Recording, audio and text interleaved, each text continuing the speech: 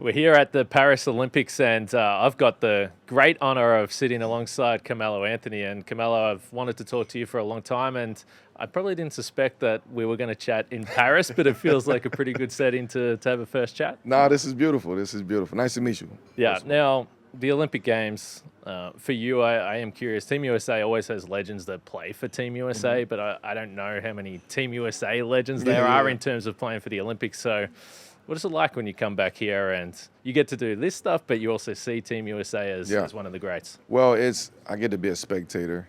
I get to be a fan. I don't have to compete. I don't have to get up for these games, but just being on the sidelines, just being around, and I've never had an experience or time to have this experience where you just step back and just allow yourself to just be a fan and enjoy the atmosphere and enjoy the games and enjoy the players. And so it's a special moment for me. And I wonder, I think maybe it's more of an international thing where you have your NBA players or your pros that have done it at the Olympics or on Yeah. the FIBA stage for a long time.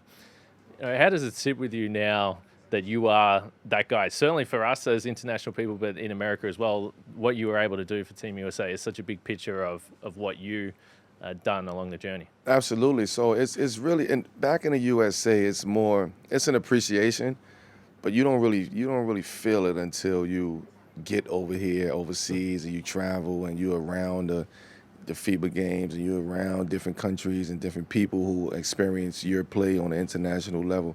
That's when you really get the real true feeling and experience of like, oh wow, like this is put into perspective now. Like this is why X, Y, and Z is happening. So it feels good. Like it feels good being over here, understanding that and realizing that I'm representing something that's totally different and something that's bigger than just New York or Denver or a city like that or Baltimore City. I'm representing something totally different when you're over here playing for the USA team. So Australia played Greece a few days ago, and I asked the big fella Giannis about that perspective because he can tell you what it means to play for Greece. Absolutely. He said that you can win a title at your club or you can be the best player at your club, but you're playing for a city Yeah. and maybe some fans around the world. For him, he's playing for millions in Greece. For you, Mm-hmm. you're playing for 350 million people. What is the expectations or pressure that you think these guys are going through right now when really no other result other than gold is acceptable? Yeah, so knowing that it is pressure. It's a pressurized situation, but I think the pressure is established early. So we know this is pressure. We don't even have to talk about this being a pressurized situation. We want gold, we going for gold. This is our standard. Anything outside of that is a failure to us because we set our standards for gold standards. So it's interesting to see the different perspectives of just how people think in the game. And like even for, you mentioned Giannis is like, yeah, it's different than him playing in Milwaukee and having a city and having a state, cheer for you and representing that as opposed to you, representing 3 million people as a whole country or 350 million as a whole country. That's a different level of connectivity when it comes to you, when it comes to your country. You had so many great scoring games, but going back and watching some of your best games was a painful experience for me. I think of Rio, 31 points. You played them 4 times overall. Clearly, you won all the games, but I'm curious, what was your problem with Australia? Why'd you have to do that to us over and over? I don't know, man. I look back at it and it's like, really, all my best games is against Australia. There's nothing personal, no hard feelings with the Aussies, but for some reason they brought something out. Like they just brought a toughness out. They brought a different mental, perspective that I had to have going into the game. Preparation was different going against Australia. So I think when you have to put all of that together to prepare, that only good things to come out of that. And it just so happened it was against Australia every single time. But that's just a testament to the country and to the players and to the grittiness that they play with and the toughness. Like that's a testament to all of that.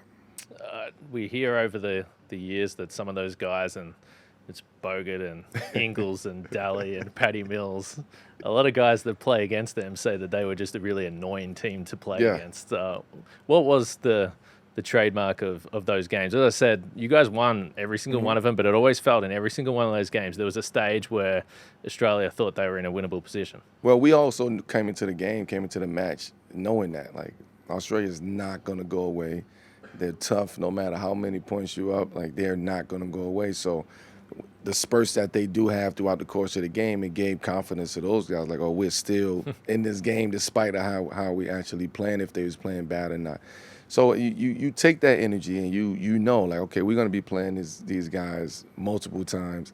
And every time, their game plan was just to be physical with us. Like, beat us up, be physical, throw us on the ground, elbows, like, make the game gritty and ugly. And they succeeded at that at times. Our skill, our talent, our level of play, our individuality started to show up in those moments when it was needed. So it was always so happen against Australia. I got nothing but love for Australia. No hard feelings. The physicality, though, because we talk to the guys and girls, they come off, and it's the first thing they mention. What is the difference, and then why were you able to thrive? Because that it's the referees are different, the calls are different, Totally. the rules are different. Totally. How can you sort of explain walking into that straight off an NBA season? It's a different physicality and a level or type of physicality. Like, it's, we're very physical in the NBA, but the Australia, national team was like always, it was like handpicked in every position of the level of physicality that they was going to bring. And you just knew that you had to come to play. You knew that you couldn't be soft. You knew that you had to dive on the floor. They was diving on the floor. You knew you had to beat them to the loose basketball. You knew that you had to get every rebound.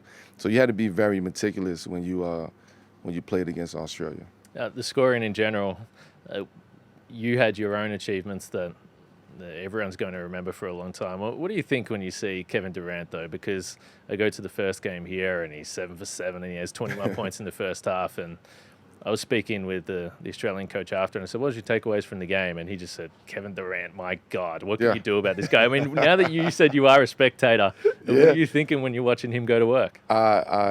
He's one of my favorite players to watch. He's a guy that I actually had an opportunity to play alongside with in a couple Olympics, and saw his growth and saw how hard he worked. He was also a student. He was also somebody who looked and who listened and who watched and figured it out and saw how people was working. It's like, so he took all of that information and he just applied it to his everyday life. I think what we're seeing now is just he's a smarter, mature, he's working smarter, not harder, right? He's getting to his spots. He don't have to do much. He know he can shoot the ball. And it's like, when in doubt, whenever we need something, we know who the ball is going to. It could go to anybody, but I think on a team like that, when those guys know who the ball is going to, that's when you know there's a different level of respect. So the way that he can score the ball, the way they shoot the ball, I mean, he's perfect for international play. Everybody was saying I was perfect for international play because of the style of play, but KD he's perfect for international play. That's why I wanted to ask you about that, though, because you say that all these guys know that KD's getting the ball, but you're looking at the roster and it's a joke how good it is. Yeah. So what are you thinking in your head when you know that all these guys that have got every single award, all the titles, they've got everything, and you're the guy that is going to get that shot? That must be, I mean, I can't imagine it, but it must be a ridiculous feeling to know that you're that guy amongst that talent. Yeah, so I think the beauty in picking teams like that and putting teams together is understanding personnel and understanding what they do best. And out of that whole group, even though everybody is amazing, everybody done hit big shots, but out of that whole group, that's what he's known for. That's what he does. He scores the basketball. He puts the ball in the hole. He make big shots. He make threes. Like, this is what he does. He's a 3-4 level scorer. So in that group, not to say that nobody else could score like that, but he the only one that can actually be as effective and efficient in scoring, because you don't know where it's going to come from. As in terms of the gold medals in general and your career and all the things you can do, because of you ask guys about where the Olympics ranks compared to NBA titles in the US, where do the gold medals sit? It's top, and it's also different, right? It's a different it's a different way of thinking. It's a different perspective, because NBA, we want that. But we play all day, every day, 4 or 5 games a week, 82 games a year, seasons, and it's like we have continuity when it comes to having an opportunity to win an NBA championship. Now, a lot has to go accordingly in the NBA. International play, you have probably 5 weeks Yeah. to like really get it going and really, buckle down and figure this out. So the level of attention of detail and focus that it takes in 5 weeks to go out there and try to win a gold medal, that's what you thrive for. And I think people understand. I know for me, I understood that. Like, I'm here for a short time, not a long time. I don't have time to, get going. I have to already be ready to go. So. Mate, you're a star. And I didn't know whether I was going to get to the end of this chat and fully forgive you for everything you did to Australia, but I appreciate you. Thank you. Again, I got all love for Australia, man. All love. Melo, thank you, man. Thank you.